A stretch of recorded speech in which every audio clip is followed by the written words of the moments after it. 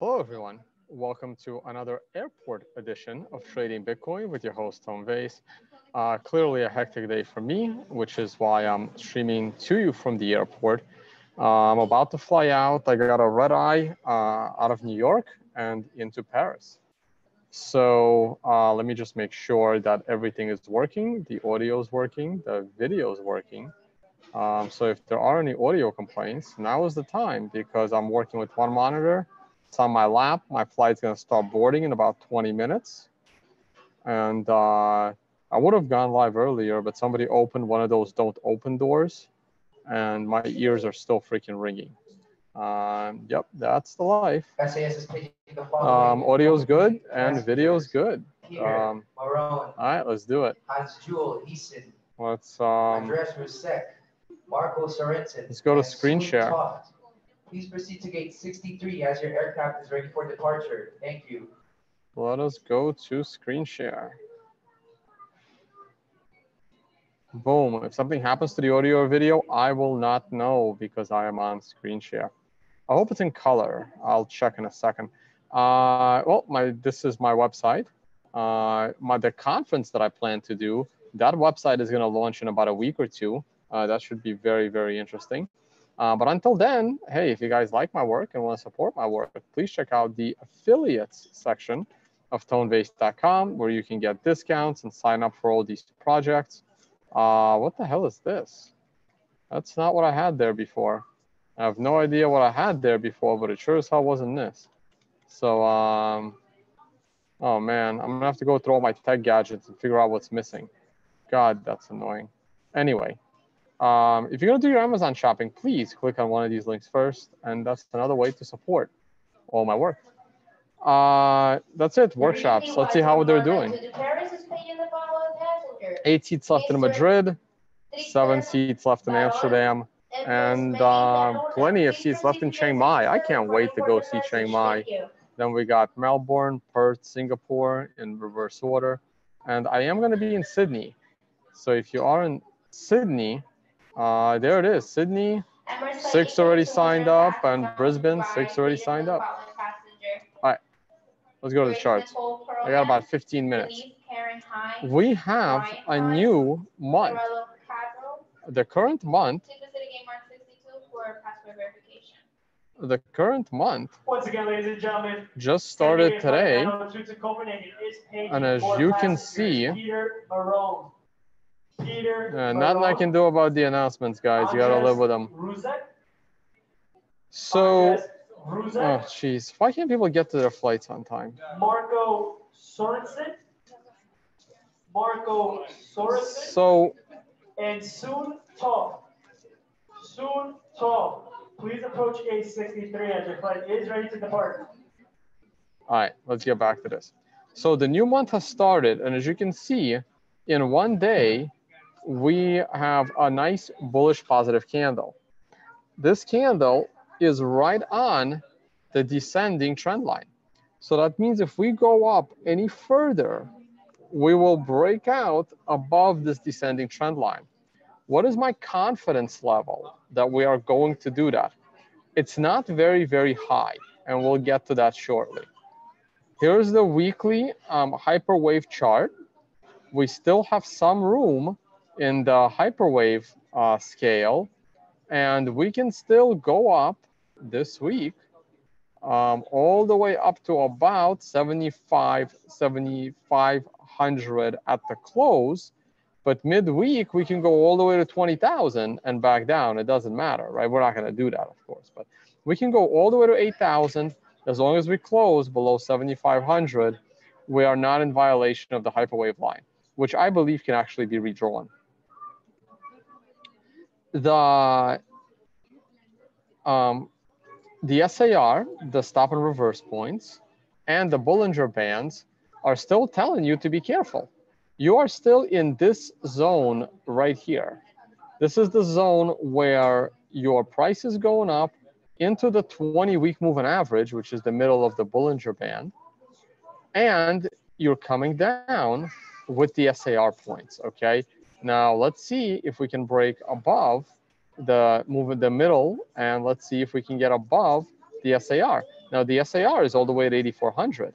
So until we break the SAR, this chart is bearish. Until we close above the middle line and spend an entire candle above the middle line of the Bollinger Band, we are still bearish, okay? So here's what we need to do. We need to come up from below the Bollinger Band.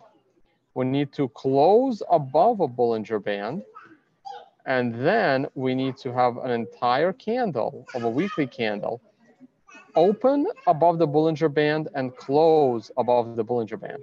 That sets us on a path to touch the upper Bollinger Band.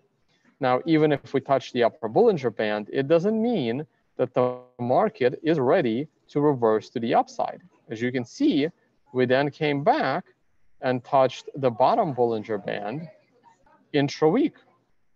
And then we once again needed to get above the middle Bollinger Band, have an entire candle above the Bollinger Band, and that sets us on a path to go higher. And as you can see, we spent not once since this candle on October 5th, 2015, not once did we spend an entire candle below the middle Bollinger Band until we did the first week of February. And once we did, we never spent a single full candle above the middle Bollinger Band. That is insanely important. Until we spend an entire candle above the middle Bollinger Band, I will not turn bullish in this market. Until we have a weekly close above the last swing high at 8,400, I will not be bullish in this market. Until we have a weekly close knocking out the stop and reverse points, I will not be bullish in this market. I don't know how many times I have to say that. I don't see your comments right now. It's irrelevant to me if I missed the bottom. That is not what's relevant. What's relevant is, are you going to lose any money? That's what's relevant. And if you're wrong, you're going to lose money. If every single person that has called the bottom is in, other than potentially right here at 6,000 back in early February, at any other point, a trader that's called the bottom is in with certainty, in my opinion, that trader is a complete and utter amateur, because there is absolutely no indication that the bear market has ended, okay? I understand that ugly old goat is bullish right now, but when I ask him, do you believe the bear market of 2018 has ended? I promise you he's going to say no. He is not. He does not have 90% confidence that the bear market of 2018 has ended. Eventually he will, and eventually I will. But I promise you guys, you can be short-term bullish and not be confident at all that the bear market has ended. The only time I have been bullish in 2018 is off the $6,000 low.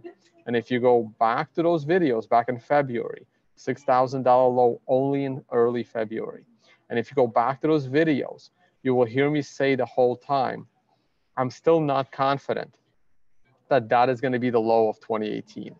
And it wasn't the low of 2018. We broke that low on 2 occasions, once back in June and then another time back in August.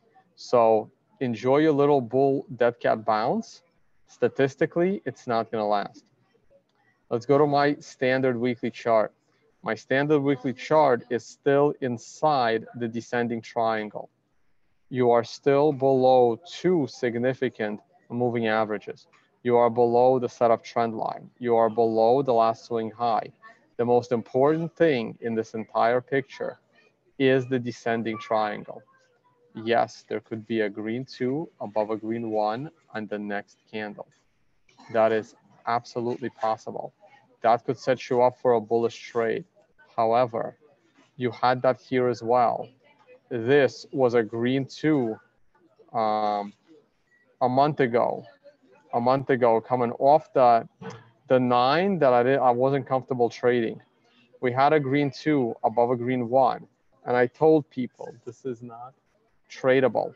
For me, it wasn't. You were too close to a monster resistance point.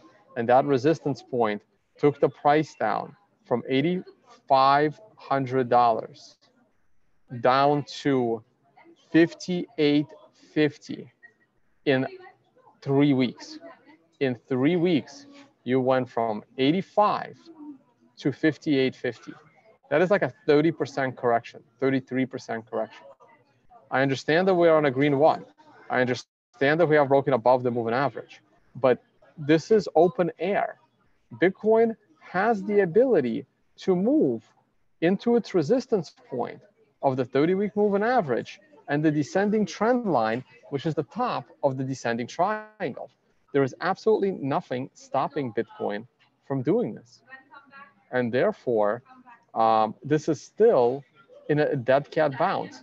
This will remain a dead cat bounce until we can close above a new high. And then we can reevaluate the situation. Let's go to the daily chart. The daily chart gave us a 9. And what happened next? Well, the 9 did not lead to any sort of correction. What do the rules say? Well, let's take a look at the oscillators first, right?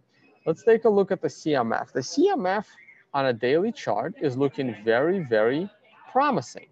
However, keep in mind that the CMF on a daily chart is still overall decreasing, okay? But on a short-term level, it is positive for the price. Let's take a look at the MACD. The MACD is getting close to approaching an overbought condition after just so slightly missing the oversold condition. Let's see if Bitcoin has a little bit more mustard left to get to 7,500, and maybe then the daily RSI will be overbought. Let's look at the, sorry, that was the RSI, right? Let's look at the MACD.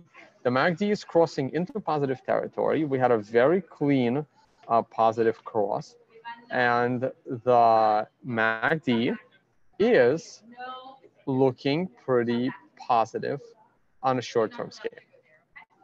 Now, let's take a look at the price, because what matters the most is the price.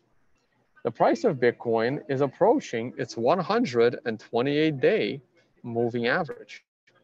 Let's make this picture a little bit bigger.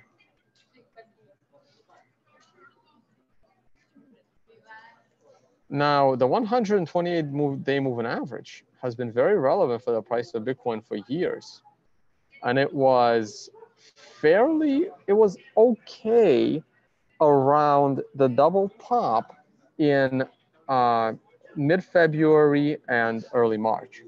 It was absolutely beautiful at the depth cross rejection between the 128-day moving average and the 200-day moving average in early May.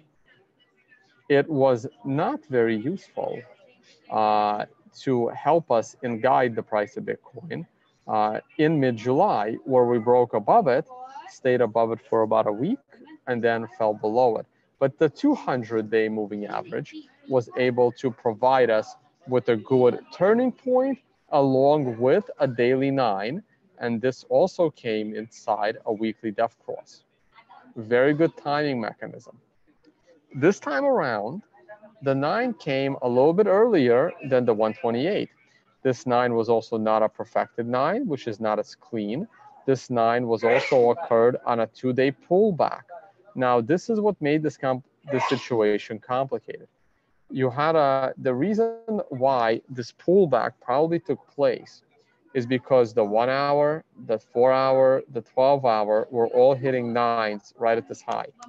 And all of the lower time frames than daily were telling you that the short-term momentum was coming to an end, okay? Again, I'm a trader of the sequential system, so that's what I'm gonna trust. The daily still had some mustard, and we're seeing it now. So what can happen here? Well, the rules of trading the sequentials say the following. In a run-up to a 9, you take your profit on the 9.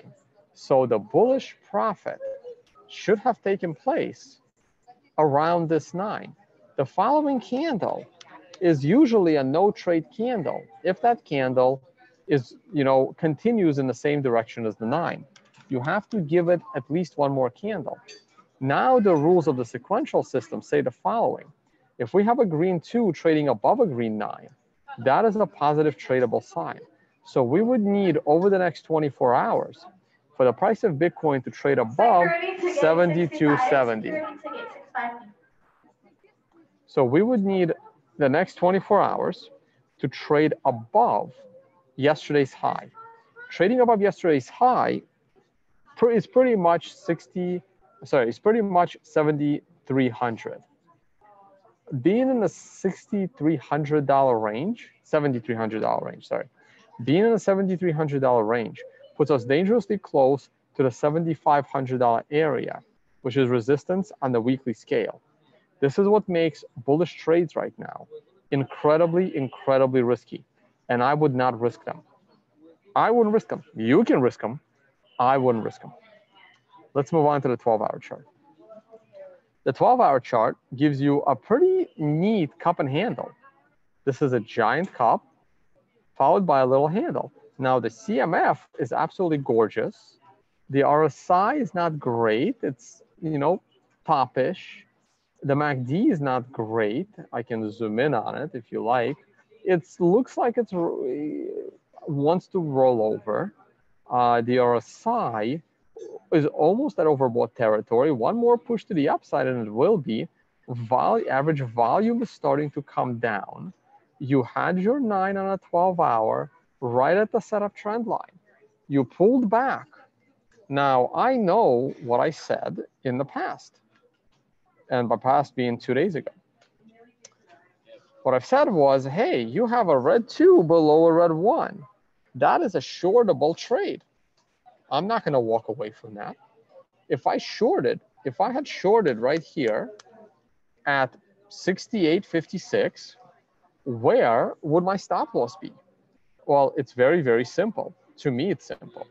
But if your stop loss off this swing trade to the short side, if you don't know where to set your stop loss, you probably should not be trading. Your stop loss should be right above the swing high, because that's your danger zone. So my stop loss would have been at approximately $7,165. Now, how much is that? That is 6,860 up to, let's say 6,160. Let's make the math simple. That is a $300 stop loss.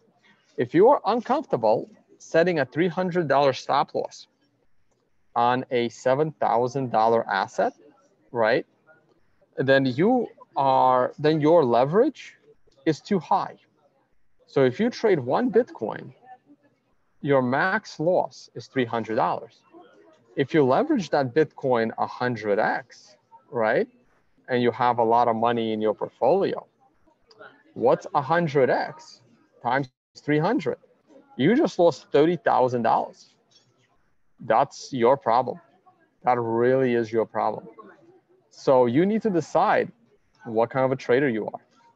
Okay, so now if I shorted at the worst possible time, and I'm not saying you should short, I'm just saying I have an indicator that I'm watching, and the indicator said you have a short trade. Oh, my flight's boarding. I may have to make this quick. My initial stop loss is up here. Now, anytime I get nervous in this trade, I should just get out. Now, if I let my stop loss sit there, anytime you have a price flip against your trade, you need to consider getting out of your trade. When you have... We are inviting our first class passengers to board the aircraft at this moment. Thank you for choosing Emirates and we wish you a pleasant journey. Well, good thing I can't afford first class, right? So I get to sit here and talk to you guys. Therefore, right here, you had a green 2 above. You had a green 2 above a green 1, right? Now, a green 2 above a green 1 is actually a trade to the long side. And your stop loss was just above that. So you can wait till your stop loss gets hit. And if you want to risk a bullish trade, that is where you're entering. So you're literally flipping your short trade to a long trade if you like. And sure, you lost as a maximum of $300 per Bitcoin. And my answer to that is, welcome to trading. That's what it's going to be. Am I still bearish? Waiting for my 5,000? Absolutely, I am. Nothing's changed. I hate when this happens because it tells me something is messing with my charts. Here's the 4-hour chart, and as you can see, look at that insane divergence in the CMF. You really want to pay attention to that. You have a new swing high with a lower CMF. You have divergence in the RSI. You have divergence in the MACD. You have divergence across the board.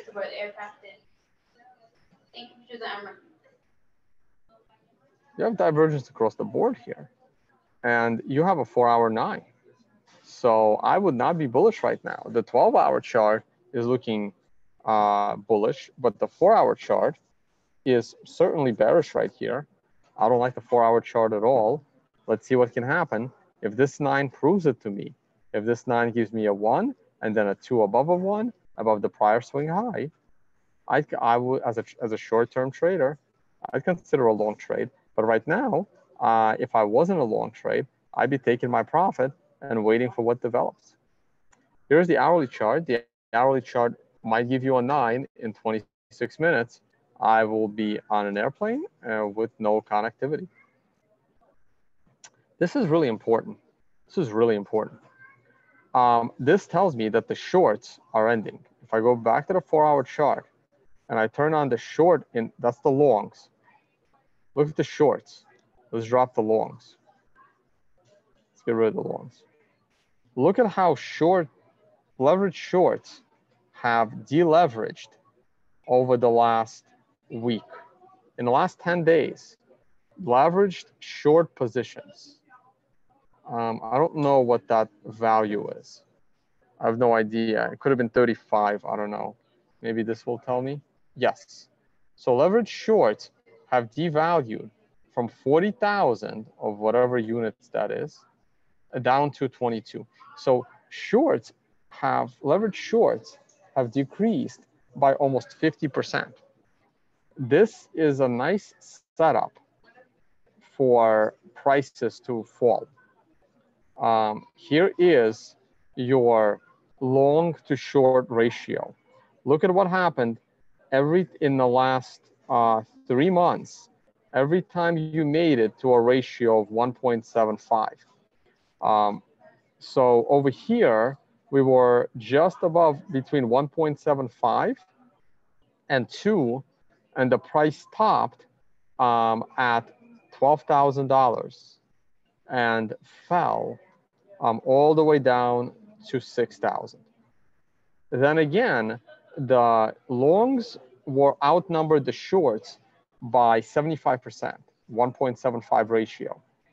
And you can see that the prices started to fall from $10,000 until they bottomed out at 5,700. Then again, on August 1st, the ratio of longs to shorts once again hit 75%. And the price was already falling from 8,500 down to 5,800. So as shorts take their, so as leveraged shorts are getting wiped out and getting liquidated because they're on the wrong side of the trade, it sets up another potential situation where the price is going to reverse from a lower high. So we can wait until another $200 or $300 pop to the upside, causing the longs to outnumber shorts by 75%, getting us back to this orange line and repeating the pattern that we've done for the last 3 months.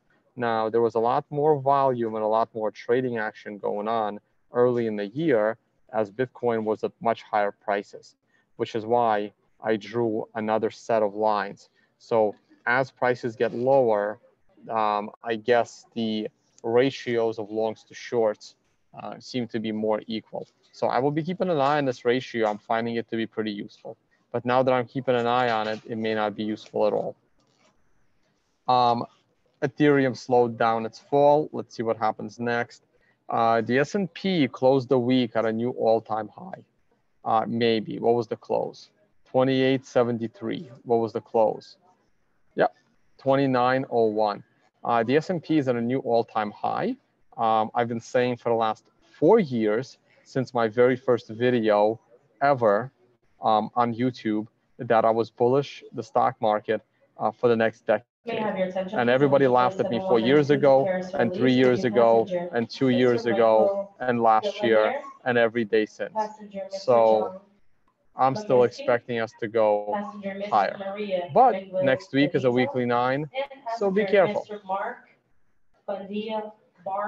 Please proceed to gate 67 to see and region representative. Thank you. Now, while next week is a weekly 9, we had a daily 9 this week.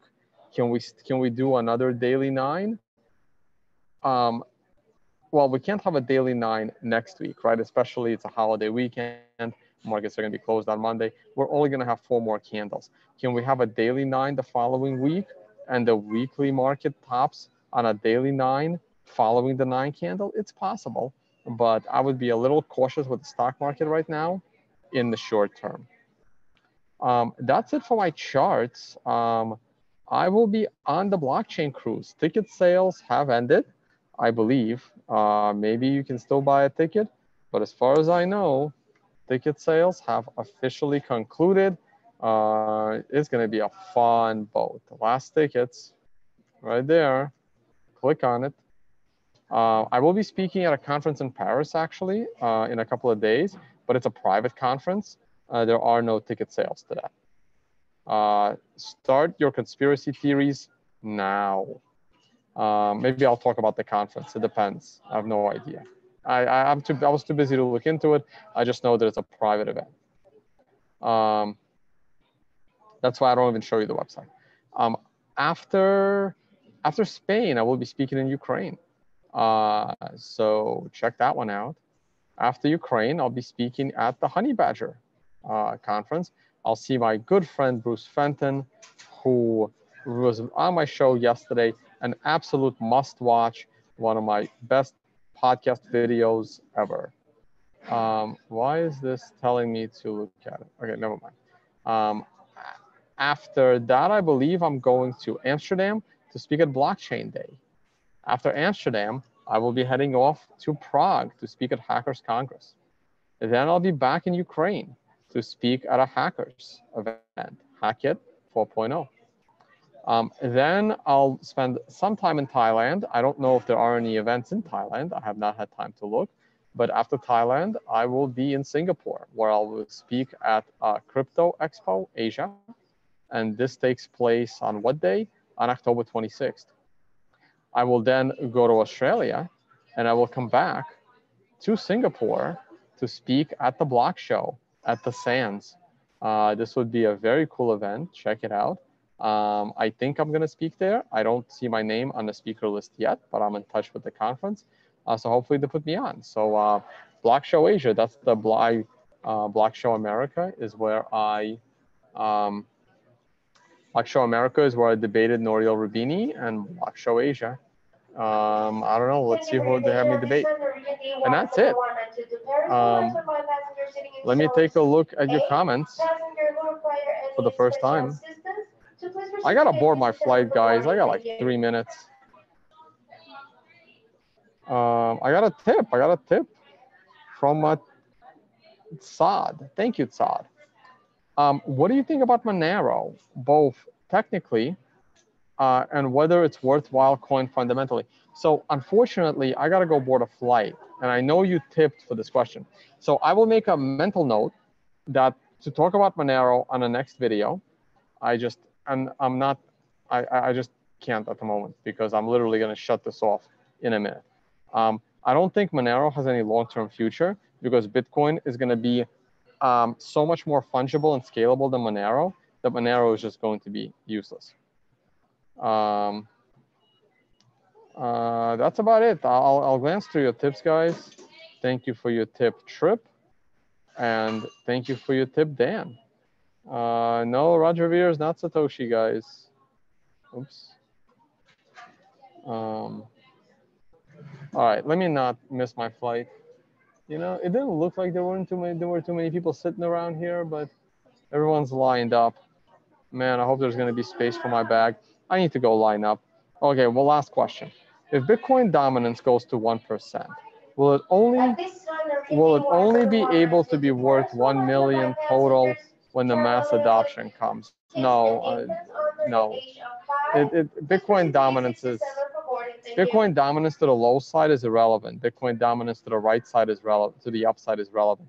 Like the reason why Bitcoin dominance to the downside is irrelevant is because anyone can create a token, sell a couple of tokens for a high dollar price, and then the market cap of that token is huge, dropping the significant. Because we know how many Bitcoin there will always be, but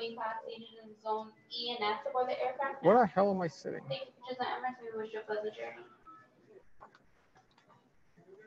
Oh, here's mine.